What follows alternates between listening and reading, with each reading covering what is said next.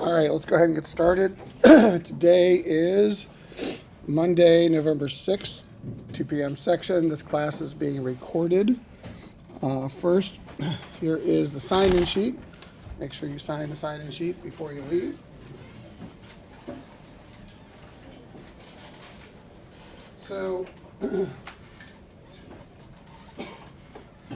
the first thing is 1 week from today, we are going to be working on our third group case presentations. I'll be presenting them in class, and that is on the valuation part of the group cases. Basically, for the group cases, you're going to turn in 4 Excel files, the as is, the bull, the bear, and the target. You're also going to turn in a PowerPoint presentation, and you're going to basically do a 10-minute presentation in class on the company where you go through all 4 of the models in the PowerPoint. So it's about 2.5 minutes per model. You're going to talk about the key assumptions in each.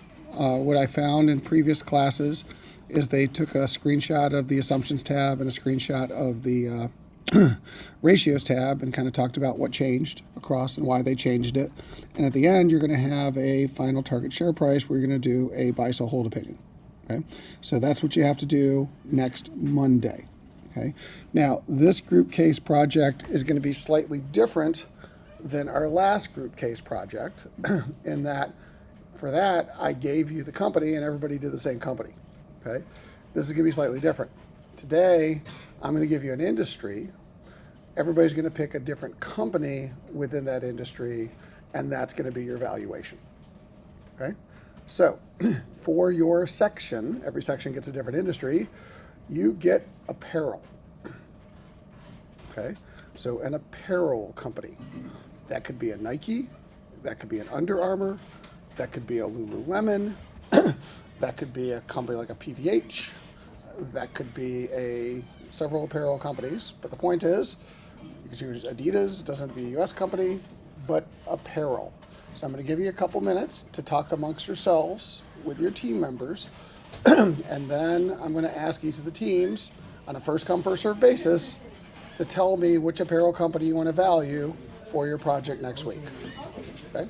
So, talk amongst yourselves and let me know. Give you a few minutes to work on this.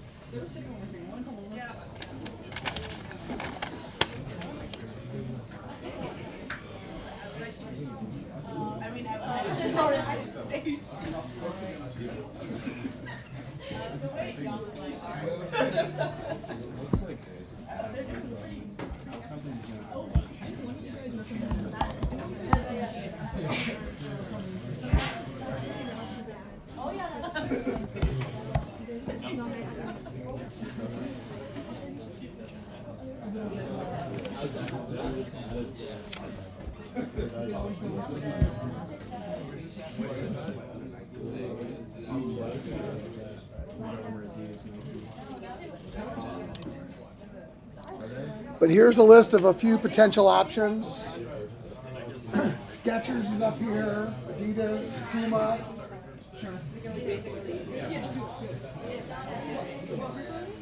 Levi's. Do we just tell you? Not yet. Just select. I might have a backup because I'm going to ask teams in order. Oh, yeah. Okay, if not that. What's the fourth?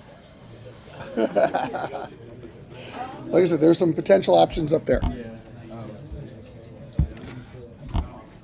didn't know Hermes. I feel like anything designer just doesn't change ever. So. No. Yeah. No. So yeah, Hermes, was that how you pronounce that? Christian Dior, Prada.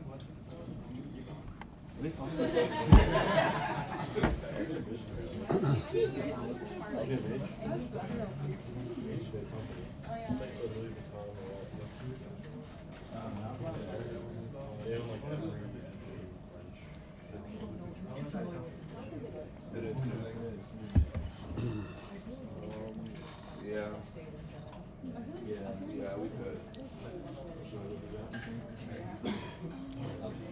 Isn't it Canadian? Does it have to be a US? Nope, can be anywhere. Can we do it for this, please? I'm going to let you choose, and if it's still available, you can have it. So give me a second. Okay. Because I'm going to go in order around the room in just a minute. Well, it doesn't matter.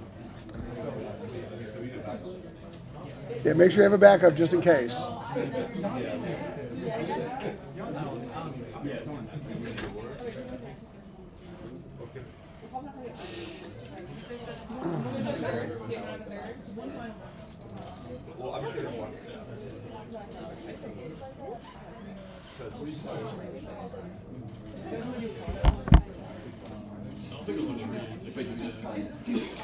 I'm going to go around the room in just a second and ask for companies. That's not bad. That could be a good one, actually.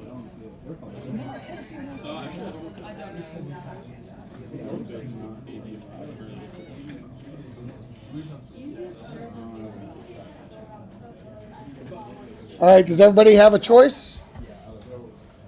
All right, let's start assigning these. So I'm going to go back to Elms. This is section 201, and asking all the teams for their choices. For some reason, 201 Team 5 is down to 4 people. A few people dropped the class. So Kevin, are you here? Team 4, Team 5? All right, who do you want? You guys get first choice. Hermes? I think, however you pronounce it. Hermes? Whatever it is. Hermes? All right, locked in. Since you have the second most fewest people, I'm going to give the option to Team 2, which is Dev. Your team? Dev here? Who do you want? Lululemon. That's yours.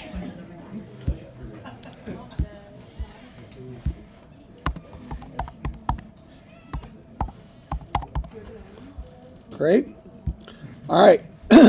Next, I'm going to go to Team 6. So, Jordan, are you here? All right. Who's your team? Abercrombie? Okay. They're public, right? Okay. Just making sure.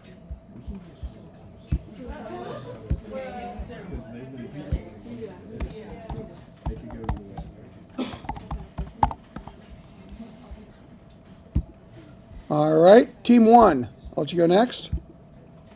That is Corey. Who do you want? Nike? I was going to be surprised if we went through the whole class and nobody chose Nike.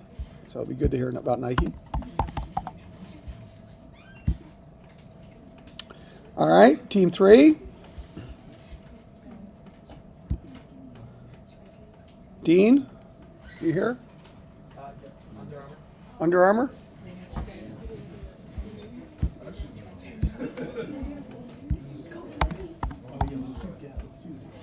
All right, that means that Team 4, you pretty much get anybody who's left. Gap is not a clothing, they're like a retail company, so I won't let you choose that. Gap is a retailer. They don't make clothes. They sell clothes. Yeah, these are all like clothing companies that actually make the clothes. Nike makes shoes. They make apparel. You can have stores, but they still have to primarily be companies that make something. Adidas could work.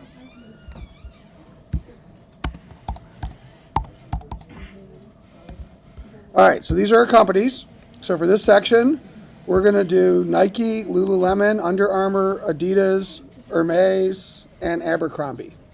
Okay, so again, what I would suggest, because I'm not going to give you a solution to the Tesla file, which we're going to talk about in just a minute, choose one of your team members that you think has the best model, right? Use that model for your group project. As I said, you need to basically create the 4 files, the as is, the bold, the bear, the target. You're going to turn all 4 of those Excel models. You're going to put everything in your presentation, including the data from the Excels, that you're going to use into PowerPoint that you're presenting for 10 minutes 1 week from today. Okay? So again, we do peer reviews on that afterwards, but basically next week is presentation week. Questions about your team presentations? Again, some of these companies we've never valued in this class before, so looking forward to hearing what you have to say. Okay. Now, next, just want to do a quick check-in on the Bloomberg Trading Challenge. Thank you for taking my warning seriously and everybody getting involved. MSG. in the trading challenge, fully participating. So this is section 201. See where we are today. All right. Everybody is under the $300,000 worth of cash. So again, stay there. We're all invested. You're scored on portfolio value. Everybody's made at least 10 longs in this section, so you're good on the longs. What's also interesting is just the returns. You know, the first 6 weeks, when we ended a couple weeks ago, market was down. It was hard to make money. No one was in the red. Everybody's in the red. No one was really making money. Now, 5 of the 6 teams have positive returns a week and a half in. So it's not where we are today. It's where we end up. But nonetheless, this is kind of where the rankings stand as of today. Questions about the trading challenge?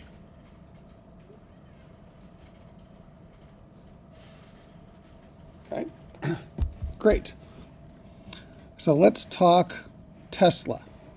So just for purposes of homeworks, homework 12 is, I just switched it this morning, is not due next Monday because you're going to be working on your team presentations this week. Homework 12 will be due on the 20th, Monday the 20th. Okay? So we are having class the Monday before Thanksgiving. Wednesday before Thanksgiving, no class. Monday before Thanksgiving, we'll have a class. All right? So with that, let's talk about the Tesla as is. So one of the first things you should have done is you should have gone to Tesla. You should have gone to FA. You should have gone to your model or whatever you're calling it template for the historical data that you created on the export.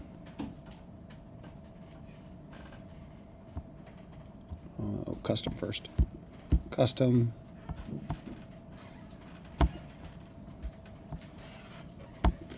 And you'd have exported the 6 historical years to Excel.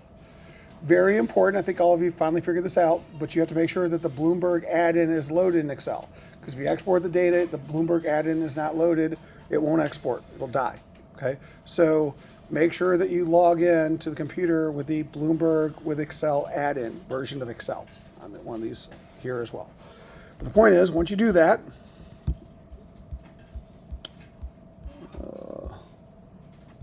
you should have a file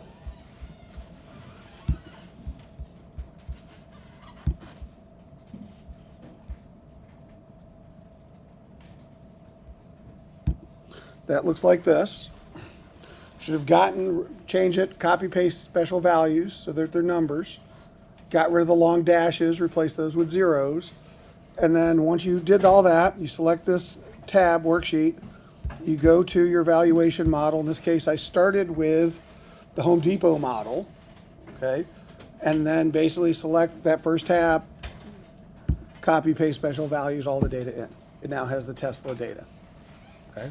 Now, before you go any further, you should then immediately go to your CFI and make sure the model balances. Because if you have an unbalanced model, it won't be graded. So, for example, if one of your 6 retail companies that you just did for clothing has an unbalanced CFI, I'm giving you a 0 out of 10 on your group project, and I'm going to stop listening. Okay? So you might as well not even present next week. So you must turn in a balanced CFI. Now, I have chosen 2 companies, well, 3, Home Depot, Tesla, NVIDIA, that I knew that the CFI was going to balance. But we are now doing companies that we haven't gone to before. And 95% of the time, it's not an issue. But every now and then, a company might actually have an item on it that we haven't run across before. And if we haven't run across that item on their income statement or balance sheet, then our model's not going to know how to handle it. And it's going to cause an unbalanced CFI. If you do have an unbalanced CFI, go to your TFI and TII. See which one of those 2 is not balancing. Okay? If it's the TII that's not balancing, you know you're missing something from the income statement. If it's the TFI that's not balancing, you know you're missing something from the balance sheet. Okay? Typically, the easiest way, look and see the amount that you're off, go to the company's actual balance sheet in Bloomberg, and look for that number. Okay? Because it's most likely going to be that number is the account that is missing. Right? If you do run into that problem, you have to go back to your model data and add it at the last one, whatever it is, as the very last row, re-export it, okay? and then hook it to the income statement or balance sheet, the appropriate number, okay? And then everything will flow, okay? But that is a step process that you may have to do.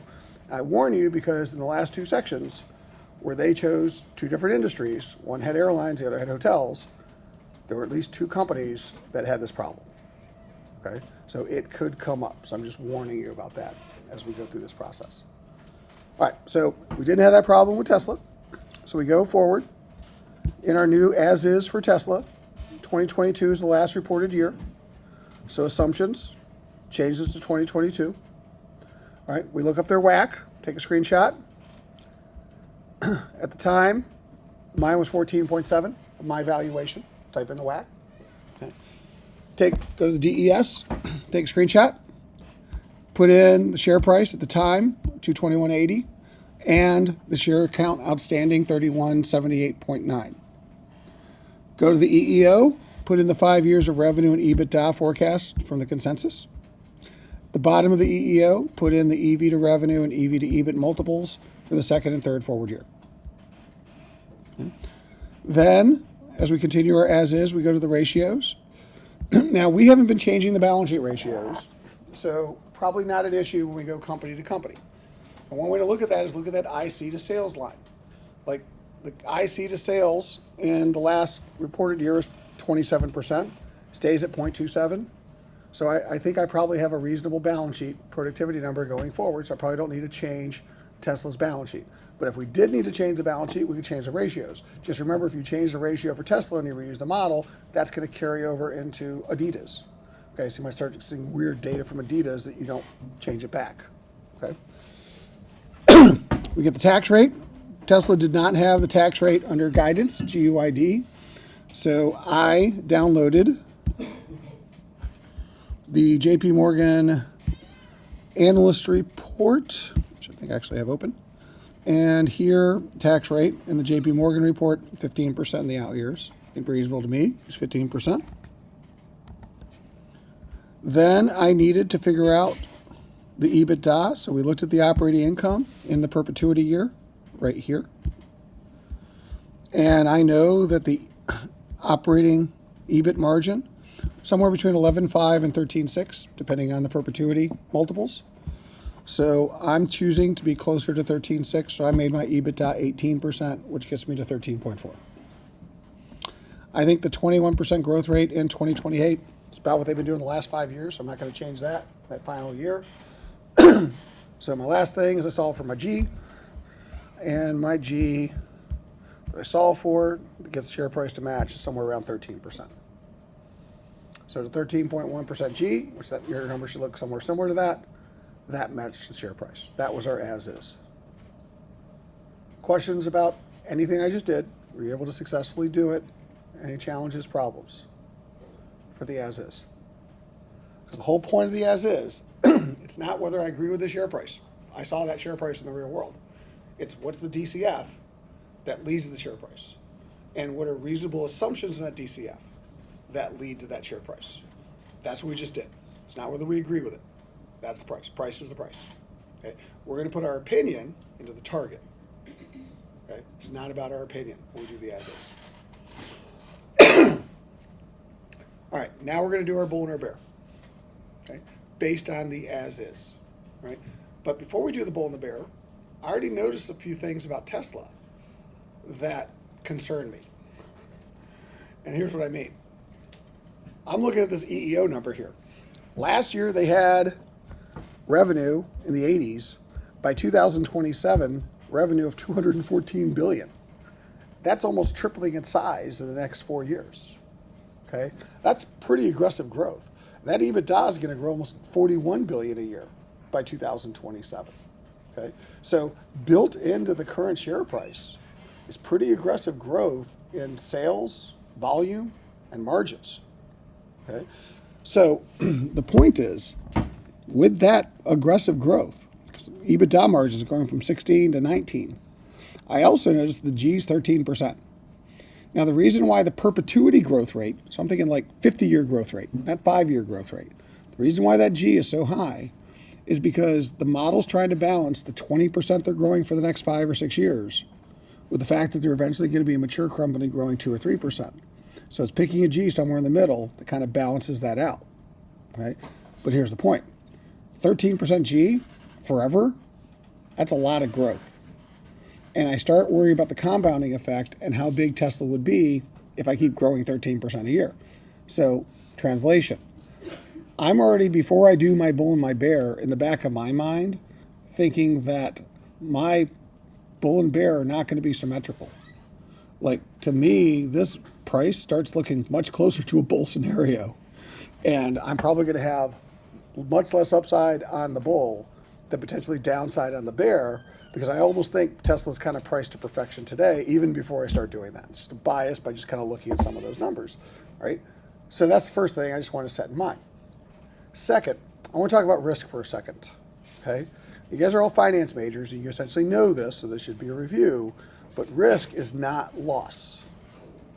Losing money is not what risk is defined at in finance. Risk is what? What do we use mathematically to define risk in finance? Yeah. What's driving your beta? It's volatility, standard deviation. That's risk. Okay? Think about this. If you ever learned option pricing, took an options class, you did Black-Scholes. All right? The one thing that's not in Black-Scholes is ROI. ROI has nothing to do with option pricing. All right? Matter of fact, what's an options price based on? Think about Black-Scholes. What's the most important number in Black-Scholes? The price and option. Yeah. It's volatility. So that's the point. That's risk. Tell me about what that volatility is going to be. More uncertainty, more risk. Right? If you think about why does Tesla have a high beta?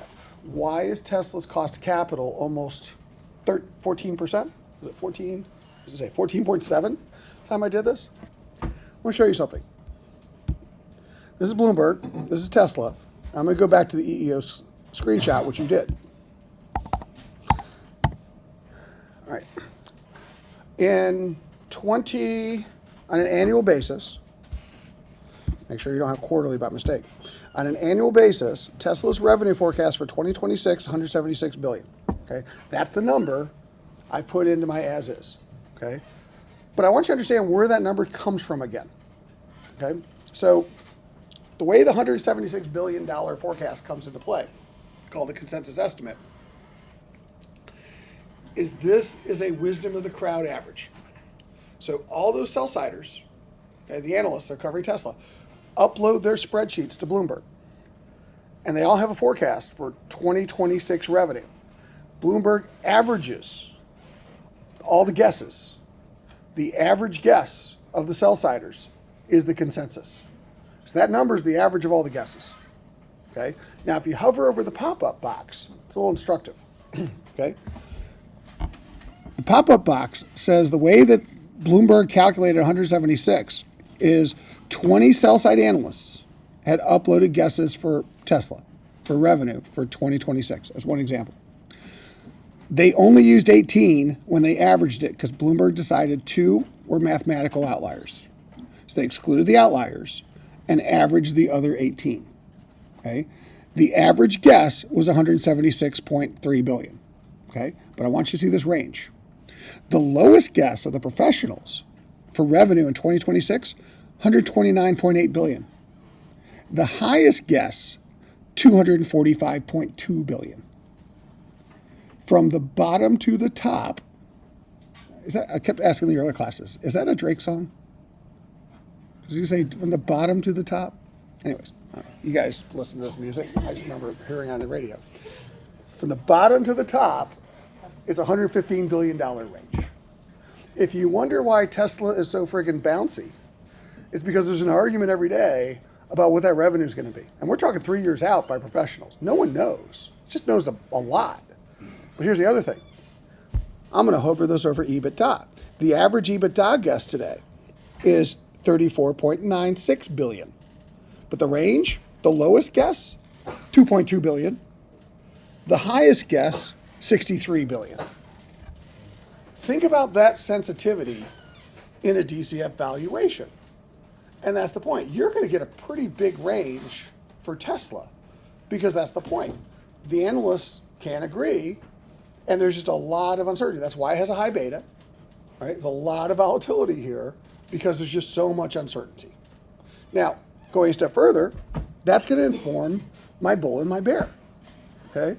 Because as I think about my bull and my bear, if Tesla's at closer to revenue that looks like, what was that bottom number? 130 billion, I'm going to get a completely different answer than if Tesla's revenue looks like 245 billion. And the assumptions that get me there, that's different G's, that's different margins, etc. But that's the whole point of the bull and the bear. So what we're really trying to do in the bull and the bear is talk about what are the key uncertainties of the company and what's causing it. What would cause it to be at that number? It's part of your explanation, right? And this is, by the way, the art of valuation. Like the math is pretty straightforward, okay? But what really separates people is not the ability to do the math, it's the assumptions you put in and why you put them in. That's why the analysts get paid the big bucks. Because what would cause it to be at the high end of the range? What would cause it to have the G higher? What would cause it to have the EBITDA margin higher? What would cause it to have it lower? That's what you should have been describing in your bull and your bear. We started to get a sense of that there's going to be a big difference here for Tesla, much bigger than there would have been, for example, for Home Depot. Okay. Now, here's the thing. One of the students in the 11 a.m. section around this time asked an interesting question. He said, well, do the analysts actually explain this in their analyst report? I was like, well, take the JP Morgan report that we just downloaded for the tax rate. The whole point of the top part of this is why do they think Tesla's worth what they do? And oh, by the way, here is their, scroll down, the investment thesis. That's the explanation for the target that you're basically writing. And oh, by the way, here's the sensitivities that they've done. And what they said is 22% of Tesla stock price, we think at JP Morgan, is based on what's going on in the market. 27% is the sector. That's 49%. I told you when we did EIC, half your performance is the external market. The external market uncertainty is one of the big drivers of Tesla stock price. Now, JP Morgan's perspective is their target share price for Tesla is 135. And today, they're trading at 242. Or the time of the valuation. I think ours is like 220 something, 226. Still much lower than what they were today. By the way, here's another interesting thing as we start to get into our bull and our bear. On the EEO, what do those red arrows down mean? A bunch of red arrows down in that screen. What does that mean? Why would a company have a red arrow down? Anybody know? Yeah. Like whatever the expected forecast is down. The next previous. So when Bloomberg averages the guesses, if the average goes down over a 30-day period, they put a red arrow. If the average goes up over a 30-day period, they put a green arrow. So you can see that the consensus has been changing, and given how many red arrows, a lot of it has been going down. Okay, that's probably going to inform my bull and my bear. Okay, so what do you think has been causing concern with the marketplace in the last month? Thinking about Tesla. Start with the market. What's the market concern? What's happening that's causing market concern? Again, you could have read the FICO, BRC, analyst reports. Yeah. Just competition's becoming recently. That's right. There's a lot more competition. And as Tesla's no longer the only game in town for electric vehicles, and all these other brands have competing cars. And China has put a big stake in the ground, said we want to do well in electric vehicles. That's not good for Tesla in terms of the share of the market they're going to get. What else has been happening? Yeah. There's fear that demand is slowing down. Why? Well, I think you're right, but why? What's causing the fear? Well, I think the battery producer that Tesla relies on put out guidance that they're expecting lower numbers. So That's a big signal. Demand's not growing as fast. There's another demand weakening signal that's been coming out. What else? Yeah. Is it lower discretionary spending? Lower, potentially, so you get some macroeconomic issues. But I think there's another one more specific. There was an article, it was either in Bloomberg or Wall Street Journal last week, that talked about how the average inventory for a car in a dealer's lot today is about 48 days. Electric vehicles are 100 days. That basically slowing demand, particularly for more expensive electric vehicles. Well, that's spooking the market because people just aren't buying as many electric cars as we thought. And if you extrapolate that, we might be on a longer path to the electronic vehicle market than we thought. Then you see companies like GM and Chrysler, which is Stellantis, basically announce cutbacks in their production for electric cars. Matter of fact, they specifically went out there and said, our goal was to be 100% electric by 2035. We're reevaluating that, okay? Because the uptake is not as strong as we thought it was. And ironically, as I told the last class, the winner of this is Toyota. Because everybody badmouthed Toyota for the last several years because they weren't going fully electric and they bet on hybrids. Everybody's like, no, no, no, no, you shouldn't have hybrids. You should have 100% electric vehicles. Just don't worry about the hybrids. And Toyota's like, I think the hybrids are going to work. Now Toyota looks like a genius because that's what people are buying. They're actually buying hybrids. Right? They're not buying the fully electric vehicles because, as we talked about previously, the infrastructure is not there. It's going to take longer for that infrastructure, longer for the masses to want to adopt electric vehicles. And so right now, hybrids seem like a good midpoint alternative than going fully electric. And Toyota is basically the most advanced hybrids. Okay? That being said, it's about Tesla. There's some concerns about that pie and how big that pie is going to be. And we see some demand signals, whether it's weakness from the battery makers and Tesla cutting back on their investment in battery production. Okay. We also see Tesla's cutting prices of their cars. Okay. Why is that a problem with demand signal? Why has Tesla been slashing the prices of their cars? Yeah. Because you could be doing it for future. Yeah, they're trying to protect their market share and to some degree stimulate the slowing growth, giving people better prices. More demand, lower price. But what's the problem when you cut your price? Financially. What happens to your EBITDA margin? It goes down. So there's the point. They're going to sell cars at a lower price, less than what we thought. So I'm just telling you, the bases for the bull and the bear are right there.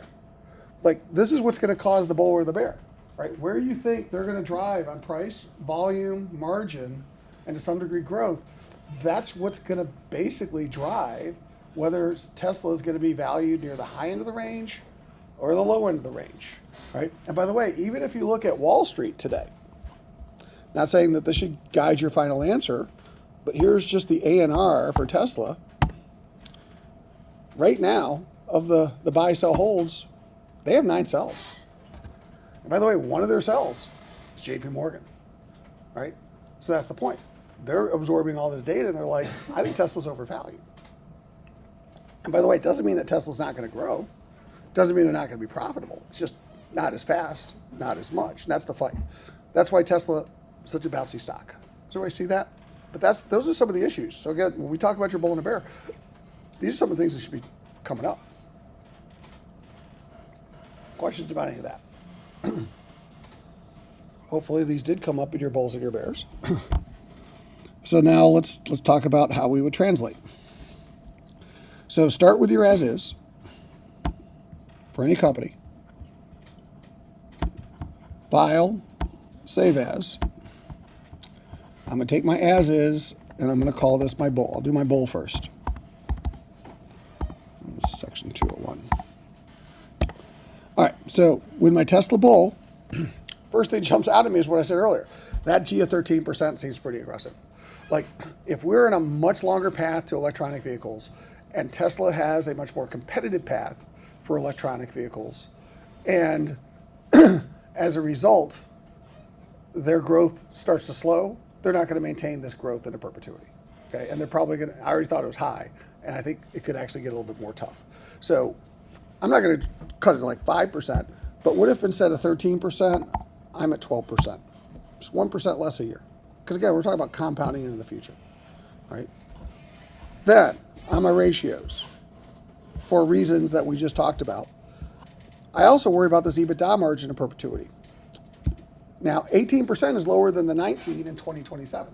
So Tesla in the next few years was expected to improve their EBITDA margin, but the multiple suggests it's going 18, but this year they're at 16, okay? And historically, they were even lower than that. So the point of the story is, if there is more competition, and they're fighting out that competitive pie, in a tougher market that's not growing slightly as quickly, that EBITDA margin might not be as high. And so what if it's only 17%? Okay. Still a little bit higher than now, but knock off a point of EBITDA because I do think that there's more competition for reasons that we just talked about. And I don't think that, with supply chain disruptions long term, the costs are going down. Matter of fact, Tesla is the next target of the UAW. They've actually said that. Like they want to target Tesla. They just won against the big three. Now the labor people want to go after Tesla's low labor cost and jack that up. So I'm just saying there's going to be pressure on costs just generally in making these cars, and Tesla's not immune to that. So sorry, I'm supposed to be in my bull scenario, not my bear scenario. Sorry, I'm doing the bear. So now I'm at 17%. Maybe the out year growth is not 21, maybe it's 18, okay? But the whole point is, now I'm down to 126, and I'm actually really close to where JP Morgan is.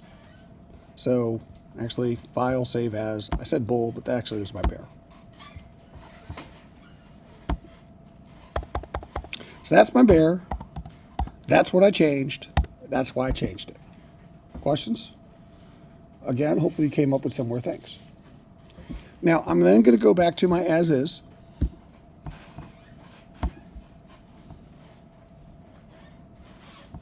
And from here, I'm going to do my bull. So now I'm going to do just for my baseline, it's easier than doing it from the bear. But this is going to be my Tesla bull. Now I'm going to actually get to the bull in section 201. All right, so here's the upside. As I said, I actually think these numbers are aggressive. So 13.1 in perpetuity, I actually think that's pretty high to begin with, so I'm not going to make it much higher. I might call it 13.2, right? Because I actually think that the upside is kind of priced into where they are today. Now, the other thing is, back to these margins. I don't see this EBITDA margin in perpetuity getting too much higher than where they were at 19. I think that's the bull case. I don't think the tax rate's going to change. I don't think the productivity of the balance sheet's going to change. Maybe they maintain that growth, but growth at a slightly higher margin, right? Slightly higher growth at slightly higher margin. Well, that's a share price of 257, 258, okay? So that's this point. My bull is 258. My bear is like 126. Where do I think they're on the range? My personal view, I think I'm more aligned with JP Morgan than I am with Tesla, okay? And I'll be more specific. Like, transparently, I own Tesla stock in my personal portfolio, okay? I bought them on dips, and I actually thought that Tesla had more to do with emotion than logic when they were valued. And I wrote it up just like several other people did. But now that logic seems to be prevailing, and you start looking at these numbers, it's hard for me to even personally want to justify owning Tesla stock. I just don't see the upside. And I'm not saying that there's not people who see upside. Like if you look today at Bloomberg, there are some Wall Street analysts that have target prices 380, 320, right? But I'm just telling you, when you do the math in the as is, that would get you to a 320 price, would get you to a 380 price, and you play that out, it's harder and harder to justify. So I'm not saying in the short term, people might buy them for other reasons. I mean, there were meme stocks like AMC that were bought for reasons that I don't understand, right? GameStop was another example that was bought when the company had no value. And I'm just saying, Tesla's almost like that. But I think the institutions are starting to really question a hard look at this data, and they're really having trouble because the institutions are going to drive the stock price. Like, is this really the scenario that comes out? So my target going to be a sell. Okay, and my personal portfolio, I'm getting out of Tesla. I'm gonna find something else, probably Nvidia. Okay, but the point of the story here is that you could have a different opinion to me. As I joke with previous classes, like I'm old, you're young, and you'd be like, this old guy just does not understand what's going on with sustainability. And so I actually believe a lot of the things that these people that are on the bull side are saying. And you might have a better bull, and you might have a higher target. You might even call Tesla a buy. And we can't say you're wrong as long as you have a justification. Right? But you got to have reasonable assumptions that are based on that. That's the whole point of the story that you're telling on all of these companies. But that's the other point I want to make is that these valuations don't have to be symmetrical. Right? I don't have to have the same amount of upside and downside on a stock. I think that there's less upside on Tesla and more downside on Tesla for reasons that I told you. Now, you might have a difference of opinion, but that's the point. You have to come up with whatever the reasonable assumptions and link it to that story. Because that's what people pay for research on Wall Street. They don't just pay for historical volatility forecasted in a spreadsheet. Like there's no value in that. So what's going to drive that volatility? What's going to make it go to the upside? What's going to make it go to the downside? Those are the analysts that actually, and then they're right with those assumptions. That's why I pay for the research. Okay, and that's what I want you to think about, regardless of anything you do. Like any spreadsheet you do in the future, whether it's a business case, right? Whether it's a company valuation, what's driving the volatility? Okay, that's what's important to understand. That's the risk. That's what the bull and the bear is all about. It's a risk assessment. In fact, that's sensitivity analysis. Look what JP Morgan did. This is a sensitivity analysis in Excel. Once I understand what the sensitivities are, what drives those sensitivities? Because that's what's going to move the stock price up or down. All right, questions, comments about Tesla, what we just did, how we did it, why we did it, what you should be doing, what you should be doing with the clothing companies that you're talking about for next week? That's some of the insight I want to hear. I don't want to just hear that, pick a number, Adidas has upside of 10% because I made it 10 and it used to be 8. Like, okay, I saw you change the number. Why'd you change the number? Okay, and people in Adidas, I expect to hear a lot about Kanye and how that's been causing trouble with the stock, because whether or not they can get past Kanye, it's probably going to be part of your bull and your bear. Like, you should link it to some of the real world things that are going on with these companies. All right, questions, comments, concerns, crippling fears about any of this? All right, so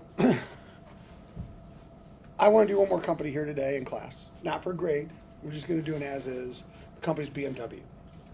Okay, so I want you to spend the next 15 minutes. You can work collaboratively because there's not enough terminals to go around anyways. But just basically pick a model, do an as is of BMW. Let's see if we can do a quick as is of BMW, and then we're going to talk about it in 16 minutes, right at 3 o'clock, top of the hour.